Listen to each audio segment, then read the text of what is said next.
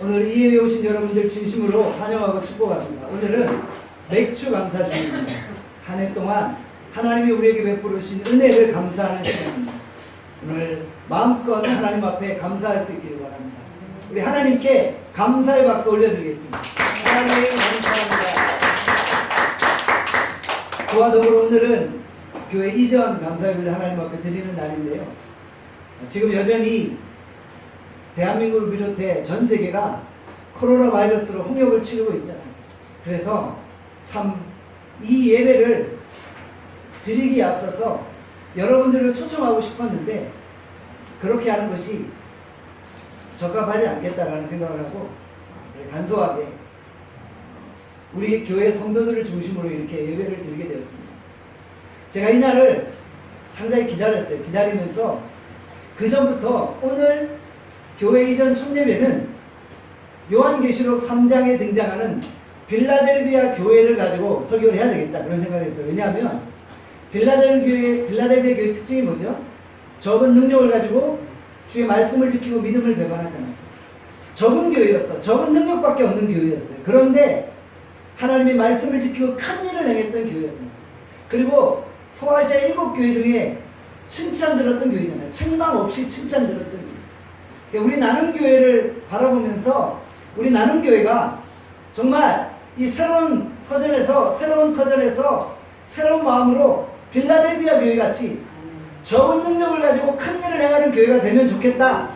이런 마음으로 목회자적인 마음으로 계속 설교를 준비했고 이 날을 기다리면서 그리고 지난주간 바쁜 일정 가운데서도 설교를 준비하고 있었어요. 그런데 설교를 계속 준비하는데도 하나님이 제게 주신 은혜와 영감이 없는 거예요. 그래서 왜 그럴까 계속 생각하다가 하나님이 제게 주신 말씀은 뭐냐면요, 우리 나눔교회에 지금 필요한 말씀은 그게 아니다. 고린도서 7장을 펴라 이렇게 말씀하십니다. 그래서 제가 이제 7장을 펴고 오늘 이 말씀을 읽으면서 지금 우리 나눔교회에 필요한 것은 바로 이 말씀이구나 라고 하나님의 그 강력한 인도하신 가운데 그 전부터 이 예배를 준비하며 하려고 했던 설교를 제가 포기하고 오늘 이 본문으로 함께 말씀을 나누고자 합니다. 오늘 여러분 이 말씀을 통해 하나님 은혜가 여러분 가운데 충만할 수 있기를 간절히 소원합니다. 우리는 세상에서 수많은 관계를 맺고 삽니다. 산다는 것 자체가 관계를 맺는다는 것이죠. 우리는 사람과의 관계 속에서 기쁨과 행복도 느끼고 아픔과 슬픔도 경험한다. 관계를 맺으면서 서로 상처를 주고받는 거예요. 저는 주변에 관계 때문에 고통당하는 분들을 여러 분 만나보았어요. 힘든 관계 때문에 매일 밤마다 잠 못 이루며 불면증에 시달리는 거예요. 그런 모습을 볼 때마다 생각합니다. 인생은 정말 관계가 좋은 사람이 행복하구나. 로마서 12장 18절에 말씀합니다. 할 수 있거든 너희로서는 모든 사람과 더불어 화목하라. 모든 사람과 더불어 화목할 수 있다면 그것이 진정 행복한 것이 아닐까 생각해 봅니다. 주변 사람들과 관계가 불편한 것이 좋은가요? 아니면 누구를 만나도 된장찌개처럼 구수하고 편한 사람이 좋은가요? 저는 여러분 모두가 옆집 아저씨 아줌마처럼 언제든지 환영받고 다른 사람에게 기쁨과 행복을 전달해주는 존재가 될 수 있기를 바랍니다. 오늘 본문은 고린도 교회 이야기입니다. 고린도 교회는 어떤 교회인가요? 한마디로 표현하면 관계가 깨어진 교회이죠. 교회 내에 여러 분파들이 형성되었어요. 서로 자신들이 낫다고 싸우고 갈등하는 교회였어요. 너는 아볼로파, 너는 게바파, 너는 바울파, 너는 그리스도파. 서로 단파를 지어서 힘겨루기를 하고 있는 거예요. 이뿐인가요? 교회 안에 많은 은사자들이 있었고 많은 스승들이 있었어요. 그래서 그 은사와 그 지식으로 더불어 서로 갈등하고 싸우고 있는 거예요. 심지어 고린도 교회를 개척한 사도 바울과 성도들과의 관계가 완전히 깨어져 버린 거예요.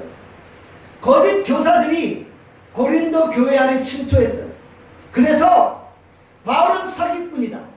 바울은 도둑놈이다. 바울은 거짓 교사다라고 모함하고 바울을 공격하고 있는 거예요. 거짓 교사들이 바울과 성도들의 관계를 이간질시키고 있는 거예요.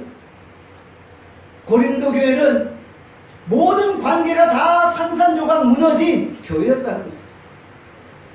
지금 개척자 사도 바울은 고린도 교회 안에 깨어진 관계를 회복시키기 위한 막중한 책임을 가지고 있는 거예요. 어떻게 목회자와 성도와 성도 사이에 깨어진 관계가 다시 회복될 수 있을까요? 오늘 우리는 본문을 통해 깨어진 관계가 어떻게 회복될 수 있는지를 살펴볼 것입니다. 오늘 본문 2절에 말씀하죠. 마음으로 우리를 영접하라. 바울은 관계 회복을 위해서 마음으로 서로를 영접하라고 말씀하고 있어요. 마음을 넓게 열고 다른 사람을 수용하라는 것입니다. 본문에 나타난 전체적인 느낌을 보면 고린도 교회 성도들이 바울에 대해서 대단히 오해하고 있는 것 같아요. 성도들이 거짓 교사들의 말에 현혹되어져 바울을 사기꾼이라고 매도하고 있는 거예요. 이에 대해서 바울은 안타까운 마음을 가지고 자신을 변호하고 있는 거예요. 2절에 말씀하죠. 아무에게도 불의를 행하지 않고 아무에게도 해롭게 하지 않고 아무에게도 속여 빼앗은 일이 없노라. 거짓 교사들이 엄청나게 개척자 바울을 모함하고 공격하고 있어요. 그때 바울은 고백하는 거예요. 나는 거짓 교사들의 말처럼 그렇게 불의를 행하지 않았고 남을 해하지도 않았고 남의 것을 빼앗은 일도 없다라고 고백하고 있는 거예요. 바울은 고린도 교회 성도들에게 간절히 자신의 진정성을 호소하고 그들을 향해 자신의 마음이 어떠한지를 보여주고 있는 거예요. 이전에 계속해서 말씀하죠. 내가 이전에 말하였거니와 너희가 우리 마음에 있어 함께 죽고 함께 살게 하고자 합니다. 사도 바울은 고린도 교회 성도들과 함께 죽고 함께 살고자 하는 마음이 있었어요. 사도 바울은 공생의 마음을 가지고 성도들과 함께 하기를 원했던 거예요. 오늘 본문에 보니까 이전에도 말하였거니와 라고 되어 있죠. 과거에 사도 바울이 고린도 교회 성도들에게 여러 번 그런 말을 한 거예요. 그럼에도 불구하고 성도들이 몇몇 거짓 교사들의 모함에 빠져서 사도 바울을 공격하고 비난하고 욕하고 험담하고 있는 거예요. 비록 성도들이 잠시 개척자 사도 바울을 인정하지 않을지라도 고린도 교회 성도들 향한 바울의 마음은 여전히 변함이 없는 것입니다. 오히려 성도들이 자신의 진심을 몰라주는 것 때문에 바울은 더욱더 마음 아파하고 고통당하고 있는 거예요. 결국 바울은 자신이 가지고 있는 그 사랑의 마음을 전달하기 위해서 성도들에게 이 편지를 쓰고 있는 것입니다. 진실은 반드시 통한다고 말하죠. 사도 바울의 그 간절한 진실이 성도들의 마음에 전달되어진 것입니다. 사랑하는 여러분, 우리 같으면 어땠을까요? 저런 배신자, 저런 거짓교사 하면서 마음으로 정죄하고 포기했을 수도 있어요. 더 이상 뒤를 돌아보지 않고 떠날 수도 있는 거예요. 그런데 바울은 거짓 교사에게 미혹된 성도들을 보며 안타까움과 불쌍한 마음을 가지고 있는 거예요. 저들이 사단의 공격에 미혹되어져서 교회를 해하고 있는 것에 대해서 불쌍히 여기는 마음을 가집니다.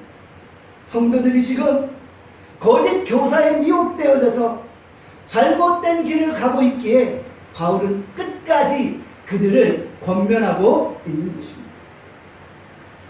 바울과 같이 이만큼 사랑하고 이만큼 품으니까 깨어진 관계가 회복되어지기 시작합니다. 점차 목회자와 성도들과의 관계가 회복되어지는 거예요. 그리고 고린도 교회가 달라지기 시작했다는 거죠. 사람은 인생을 살다 보면 누구나 한두 번쯤 오해할 수 있어요. 그렇지 않나요? 그러나 진심 어린 사랑의 마음만 있으면 결국 그 오해는 풀리게 되어지는 것입니다. 우리 부모님들이 종종 자녀들을 때리죠. 부모님이 자녀를 때릴 때 잘 되라고 때리는 거 아닌가요? 그런데 부모가 잘 되라고 때리는데 자녀들은 그 마음을 이해하지 못할 때가 있죠. 부모가 때릴 때 자녀들은 다치지 않아요. 왜요? 사랑의 마음으로 때리기 때문입니다. 사실 처음에는 자녀들이 부모에 대해서 오해합니다. 엄마 아빠가 나를 미워서 때린 거야. 나는 버린 자식이야 라고 오해할 때가 있는 거예요. 그 당시는 자녀가 부모의 마음을 잘 이해하지 못하지만 나중에 철이 들어서 자녀들이 부모 앞에 용서를 구하지 않습니까? 엄마 아빠 내가 그때 엄마 아빠의 마음을 이해하지 못했어요. 세상에 자녀를 미워하는 부모가 어디 있겠습니까? 그제서야 자신의 잘못을 뉘우치고 철이 들어가고 있는 것이 아닙니다. 잠언 3장 12절에 말씀합니다. 대저 여호와께서 그 사랑하는 자를 징계하시기를 마치 아비가 그 기뻐하는 아들을 징계함과 같이 하시느니라. 아버지는 사랑하는 자녀를 징계하는 거예요. 사랑하면 징계할 수 있는 권위가 생기는 거예요. 사랑하는 나눔교회 성도 여러분 안에 남을 욕하고 비방하기 이전에 사랑하는 마음으로 충만해질 수 있기를 원합니다. 사랑하면 때릴 수 있는 권위가 생기는 거예요. 우리가 남의 자식 못 때리잖아요. 왜 못 때려요? 남의 자식이기 때문에 못 때리는 거예요. 근데 내 자식은 때릴 수 있어. 왜요? 사랑하기 때문에. 사랑하면 권위가 생기는 거예요. 사랑하니까 마음껏 이야기할 수 있는 거예요. 그리고 마음껏 이야기하니까 삶의 변화가 나타나는 거예요. 하나님 앞에서 우리가 왜 세상을 변화시키지 못합니까? 왜 교회가 세상에 사랑의 메시지를 증거하지 못합니까? 세상을 향한 사랑을 잃어버리기 때문입니다. 정말 사랑한다면 자신 있게 외치는 거예요. 나라를 위해 목숨을 건 사람, 나라를 위해 생명을 바친 사람은 큰 소리 칠 수 있는 거예요. 국가유공자들을 보면 나라를 위해 대가를 치렀기 때문에 마음껏 이야기하는 것이 아닙니다. 혹시 여러분 가운데 누군가를 혼내주고 싶은 분이 있나요? 그렇다면 먼저 그 사람을 사랑하십시오. 그리고 때리세요. 무조건 때리려고만 들지 말고 먼저 그 사람을 마음으로 품으시고 때리시는 거예요. 그리야만 상대방이 상처를 받지 않는 거예요. 잊지 마십시오. 우리의 힘이나 능력 혹은 돈이나 권력으로 관계가 회복되어지는 것이 아닙니다. 사람은 힘과 권력 있는 사람 앞에서 잠시 굽신거릴 뿐이 관계는 힘과 권력으로 되어지는 것이 아닙니다. 관계는 사랑의 마음이 있을 때 풀리는 것입니다. 사도 바울은 고린도 교회 성도들에게 함께 살고 함께 죽자 공생공사의 마음을 가지고 나아가고 있는 것입니다. 저는 우리 나눔교회가 그런 공동체가 되기를 바랍니다. 우리가 정말 함께 죽고 함께 살고자 하는 공동체적인 사랑을 회복할 수 있기를 원합니다. 아멘. 우리 나눔교회가 이제 새로운 예배당에서 새로운 마음과 새로운 영을 가지고 하나님 앞에 예배드립니다. 이 순간 우리 안에 사도 바울이 고백했던 함께 죽고 함께 살자라는 이 하나님을 향한 세상을 향한 공동체적인 사랑이 회복될 수 있기를 간절히 소원합니다. 아멘. 정말 내 고집을 죽이고 내 자아를 죽이고 아멘. 내 욕심을 죽일 때 공동체가 하나 될 수 있는 아멘. 아멘. 여러분 모두가 사람을 영접하고 마음으로 품고 그러므로 인해 교회 안에 무너진 모든 관계들이 회복되어질 수 있기를 간절히 소원합니다. 여러분 5절에 보니까 이런 말씀이 있죠. 우리 같이 고린도후서 7장 5절 말씀 함께 읽겠습니다. 시작. 우리가 마게도니아에 있을 때에도 우리 육체가 편하지 못하였고 사방으로 환난을 당하여 밖으로는 다툼 안으로는 두려움이었노라. 아멘. 바울은 환난을 당하여서 밖으로는 다툼이 있었고요, 마음 안에는 두려움이 있었다고 고백하는 거예요. 쉽게 말해서 나도 힘들고 무서웠다, 이 고백하는 거예요. 여러분들, 사도 바울이 어떤 사람이에요? 생명을 걸고 복음을 전하는 사람이에요. 불태전의 신앙을 가지고 있는 사람이에요. 그런 사람도 내가 무섭고 두렵고 힘들었다 라고 자신의 연약함을 고백합니다. 권위만 주장하는 지도자가 아니라 자신의 연약함을 스스로 고백하고 있는 거예요. 솔직한 모습으로 나아가고 있는 거예요. 이처럼 바울이 솔직하게 성도들에게 나아가자 성도들의 마음이 흔들리기 시작합니다. 이것이 진정한 지도자의 모습입니다. 당시 바울은 고린도 교회의 영적 지도자였죠. 바울에게는 영적 지도자로서의 권위가 필요했어요. 하지만 지금 이 순간에 적어도 영적 권위만 가지고는 깨어진 관계들이 회복될 수 없는 거예요. 관계 회복을 위해서는 먼저 자신의 연약함을 솔직히 드러낼 수 있어야 하는 거예요. 오늘 보면 8절에 말씀하죠. 같이 고린도후서 7장 8절 말씀 함께 읽겠습니다. 시작. 그러므로 내가 편지를 너희를 근심하게 한 것을 후회하였으나 지금은 후회하지 아니하며 그 편지가 너희로 잠시만 근심하게 한 줄을 알미라. 아멘. 뭐라고 말합니까? 내가 편지로 너희를 근심하게 한 것을 후회한다. 후회한다. 바울은 자신이 성도들을 질책한 것에 대해서 후회하며 자신의 잘못을 인정하고 있는 거예요. 생각해보니 내가 참 잘못했구나, 미안하다, 내가 실수했구나, 자신의 실수한 부분을 자연스럽게 표출하고 있는 거예요. 대부분 관계가 안 좋은 사람이 보면 자존심이 너무 강해요. 자존심이 너무 강하니까 자신의 조그만 약점만 지적해도 버럭하는 거예요. 약점을 딱 건들면 버럭 소리를 지르는 거예요. 내 약점을 드러내지 않으려고 하는 거예요. 그러나 있는 그대로 자신을 풍부하고 자연스럽게 보여주는 것, 그것이 관계 회복의 출발점이라는 것입니다. 사도 바울을 보십시오. 자신의 감정을 다 드러내고 있지 않나요? 오늘 보면 6절에 보니까 뭐라고 말씀해요? 디도가 왔구나, 디도가 와서 너무나도 좋다, 이렇게 고백하는 거예요. 너희들 내가 얼마나 좋은지 아니? 하이 좋아라, 하이 좋아라, 이러고 있는 거예요. 디도 왔네, 디도 왔네, 우리 장영민 집사님 오셨네, 이러면서 좋아하는 거예요. 지금 박수 한번 칩시다. 이런 어린아이 같은 모습을 가지고 성도들 앞에 다가가는 거예요. 여러분들, 우리도 마찬가지 아닙니까? 내가 완벽하다고 지도자로서 온전해지는 것이 아니에요. 이 세상에 완벽한 사람이 누가 있어요? 여러분들 혹시 완벽한 지도자를 찾으시나요? 그러면 빨리 천국 가세요. 천국 가서 완벽한 지도자 찾으세요. 이 세상에 그런 지도자는 없어요. 여러분들, 지도자임에도 불구하고 자신의 약점이 있고 연약함이 있고 그것을 감추려고 하고 있는 것 뿐이에요. 그런데 그것을 드러내고 자신의 연약함을 고백할 때 거기서 관계 회복이 일어나는 것입니다.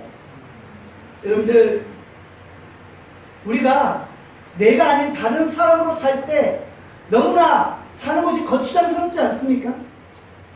사람들은 인간미가 넘치는 사람을 보기를 원합니다. 사람은 어디서 인간미를 느끼나요? 연약함 속에 갈등할 때 진정한 한 인간을 만나게 되는 것입니다. 바리새인들을 보세요. 자신이 완벽하다고 말하고 강점만 보여주고 자신을 포장하고 외식하잖아요. 그런데 세리와 죄인들은 있는 모습 그대로 나가잖아요. 자신이 허물 많고 추한 모습 그대로 주님 앞에 나아가시. 그런데 주님은 그 세리와 죄인들의 모습을 받으시잖아요. 여러분, 우리가 주님 앞에 감출 수 있는 것이 무엇입니까? 우리는 그저 내 모습, 있는 모습 그대로 주님 앞에 나아가는 것입니다. 우리가 있는 모습 그대로 주님 앞에 나아갈 때 나와 주님과의 관계로 회복되어지고, 우리가 자연스럽게 자신을 보여줄 때 사람 관계도 회복되어지는 것입니다. 따뜻한 가정 같은 교회는 어떤 교회입니까? 슬픈 일이 있을 때 함께 슬퍼해 주는 거예요. 기쁜 일이 있을 때 함께 기뻐해 주는 거예요. 숨기지 말고 그대로 자신을 고백하는 거예요. 서로의 약점을 덮어주고 약점을 감싸주는 거예요. 여러분들, 내가 뭔가를 말하는데 내가 솔직하게 말한 그것이 오히려 나를 공격하는 도구가 된다면 어떻게 그 사람 앞에 솔직하게 말할 수 있겠어요? 말할 수 없겠죠. 내가 나의 연약함과 나의 약점을 고백할 때 받아주는 거예요. 여러분들 그거 머릿속에 기억해 놨다가 이 사람 전화하면서 우리 목사님 이런 목사님이라고 외치고 그래서 안 되라고 말하고, 여러분들 그렇게 해서 어떻게 누군가가 여러분 앞에 다가가 여러분들 앞에 자신의 약점을 고백하고 있어요. 우리가 솔직하게 자신의 약점을 드러내고 고백하고 서로 간의 관계가 회복될 수 있기를 간절히 소원합니다. 오늘 보면 9절의 말씀, 같이 9절 말씀 함께 읽겠습니다. 고린도후서 7장 9절 함께 읽겠습니다. 시작. 내가 지금 기뻐함은 너희로 근심하게 한 까닭이 아니요 도리어 너희가 근심함으로 회개하며 있는 까닭이라. 너희가 하나님의 뜻대로 근심하게 된 것은 우리에게서 아무 해도 받지 않게 하려 하며, 하나님의 뜻대로 하는 근심은 후회할 것이 없는 구원에 이르게 하는 회개를 이루는 것이요 세상 근심은 사망을 이루는 것이니라. 아멘. 사도 바울은 지금 고린도 교회 성도들의 잘못을 지적하고 있는 거예요. 그런데 그 잘못을 지적할 때 어떻게 표현해요? 구원에 이르게 하는 회개를 이루는 것이요. 지금 사도 바울이 고린도 교회 성도들을 혼내고 있는 거예요. 질책하고 있는 거예요. 책망하고 있는 거예요. 그런데 그 표현이 너무나도 아름답지 않습니까?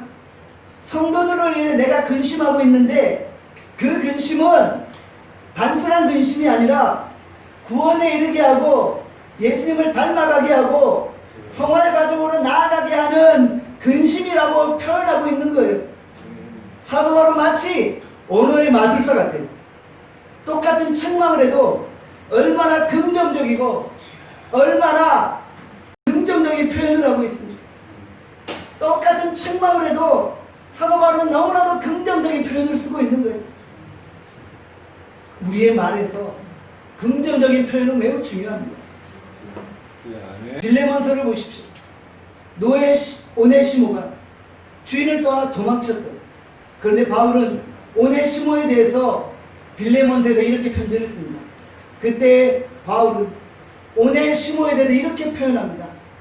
우리 같으면 탈주자 오네시모, 도망자 오네시모, 배신자 오네시모 이렇게 표현했을 거예요. 그런데 빌레몬서 1장 15절에 말씀하죠. 그가 잠시 떠나게 된 것은 너로 하여금 그를 영원히 두게 함입니다. 잠시 떠난 거예요. 도망자가 아니에요.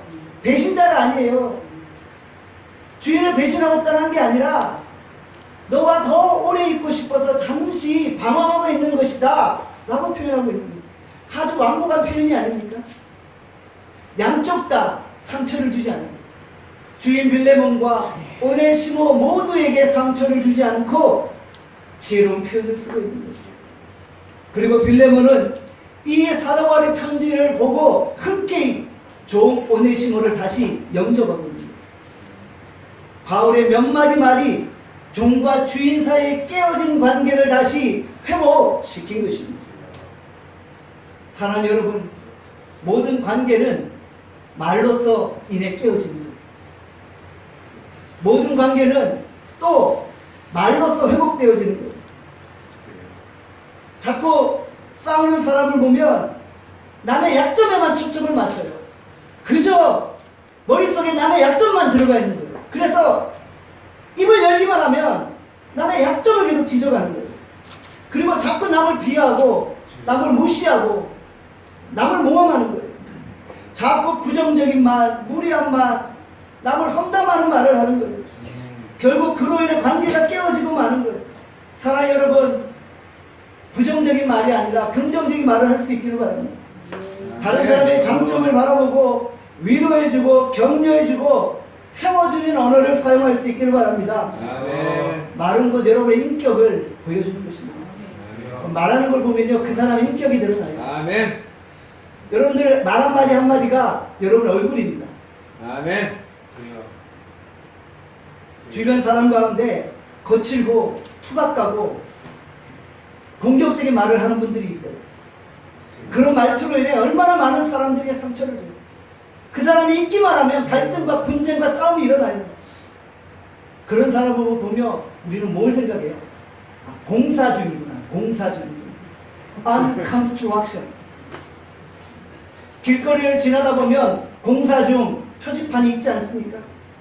아무리 불편하고 공사 때문에 차가 못 지나가도 우리들이 당연하다고 생각하잖아요. 왜요? 공사 중이기 때문에. 공사 중인데 무슨 불편할 게 있어요. 공사가 끝나면 다시 좋아질 텐데, 조금 있으면 나아질 텐데, 미래지향적이지 않습니까? 우리 남편은 지금 공사 중입니다. 우리 아내는 지금 공사 중이에요. 우리 성도들은 지금 공사 중이에요. 방황하니까 공사 중인데 이제 곧 하나님 앞에 헌신하는 모습으로 돌아올 거예요. 아멘. 그러니까 문제가 없는 거예요. 아멘. 미래지향적인 사람은 다른 사람을 정죄하고 공격하고 비난하고 평가하기보다 그들을 축복하고 그들을 격려하고 그들을 위로해 주는 것입니다. 아멘. 그렇게 격려해 주는 말, 위로해 주는 말, 힘을 주는 말이 사람을 변화시키는 줄 믿습니다. 아멘. 아멘. 우리도 마찬가지입니다. 아멘. 여러분들 관계 회복은 말을 통해 일어나는 거예요. 시편 141편 3절에 말씀합니다. 여호와여 내 입에 파수꾼을 세우시고 내 입술의 문을 지켜주소서. 아멘. 무슨 말이에요? 말조심하라는 거죠. 주님이 내 입을 좀 지키셔서 그 주둥이 가지고 남 피난 좀 하지 말고 이제 정신 좀 차리고 남을 세워주는 말 하라는 거예요. 아멘. 그게 하나님의 뜻이라는 거예요. 아멘. 사도 바울이 오죽했으면은 내 입술에 좀 군인을 좀 세워주셔서 보초병을 세워주셔서 내가 말 못하게 해달라고 그렇게 말했을 거예요. 아멘. 사도 바울 자신도 다윗 자신도 자기 입술로 많은 사람들에게 상처를 줬기 때문에 이런 고백을 할 수밖에 없는 거예요. 아멘. 우리가 하나님 앞에 탁월한 언어 마술사가 될 수 있기를 원합니다.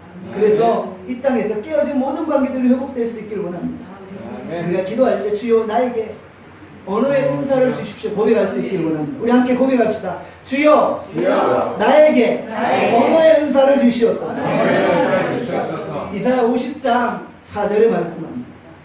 이사야 50장 4절 말씀 함께 읽겠습니다. 시작. 주여여 각자의 손을 내게 주사 나로 곤고한 자를 말로 어떻게 도와줄 줄을 알게 하시고 아침마다 깨워주시되 나의 귀를 깨우치사 학자들 같이 알아듣게 하시도다. 이사야 50장이 뭐라고 해요? 우리에게 학자의 혀를 주십시오. 학자의 혀를 가지고 지혜롭게 말하라는 거예요. 박사같이 말하라는 거예요.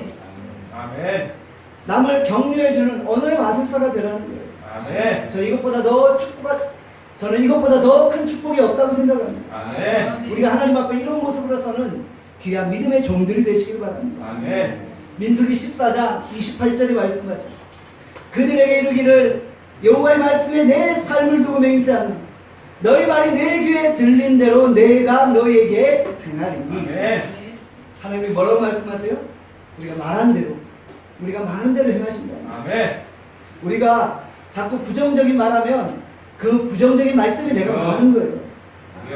우리가 긍정적인 말을 하면 우리가 긍정적인 말 때문에 다시 회복되어지는 거예요. 아멘. 살겠다 하면 진짜 살고요. 아멘. 죽겠다 하면 진짜 죽는 거예요. 아멘. 저 여러분들이 하나님 앞에서 미래지향적인 긍정적인 말을 구사할 수 있기를 바랍니다. 아멘. 사랑하는 여러분, 우리 주변에 많은 깨어진 관계들이 있습니까? 교회 안에 깨어진 성도들 간의 관계가 있습니까? 오늘 이 말씀을 통해 우리의 관계들이 다시 회복될 수 있기를 원합니다. 아멘. 저는 나눔교회 이 새로운 예배당에서 첫 예배를 드리면서 하나님이 제게 주신 그 하늘의 영감을 가지고 이 말씀을 드리는 거예요. 제가 서두에 말씀드렸죠. 저는 사실 필라델피아 교회에 관한 설교를 하려고 했어요. 적은 능력을 가지고 큰 일을 하겠던 교회, 그것이 나눔교회입니다라고 외치려고 그랬어요. 그런데 성령께서는 제 입을 막으셨어요. 아무리 노트북 앞에서 설교문을 작성하려고 하는데 영감이 떠오르지 않는 거예요. 말씀이 한 장도 진행되지 않는 거예요. 그러면 주님이 내게 주신 음성이 바로 이것이었어요. 지금 나눔교육이 필요한 것은 바로 고린도서 7장의 말씀입니다. 깨어진 관계들이 다시 회복되어져. 그것이 하나님이 원하시는 뜻이다. 오늘 우리가 이 말씀을 붙들고 우리 안에 무너진 관계들이 다시 회복되어지며 하나님의 영광을 위하여 공동체적인 사랑이 회복될 수 있기를 간절히 소원합니다. 우리 같이 한번 우리 통성을 합심하여 기도합시다. 오늘 주신 말씀 생각하며 기도합시다. 하나님, 오늘 하나님 우리가 마음으로 서로를 영접하며 우리 안에 깨어진 관계들이 회복되어지게 하시고 우리 안에 무너진 관계들이 회복되어지게 하시고 이제는 우리가 하나님과 이 세상 속에서 하나님 믿음으로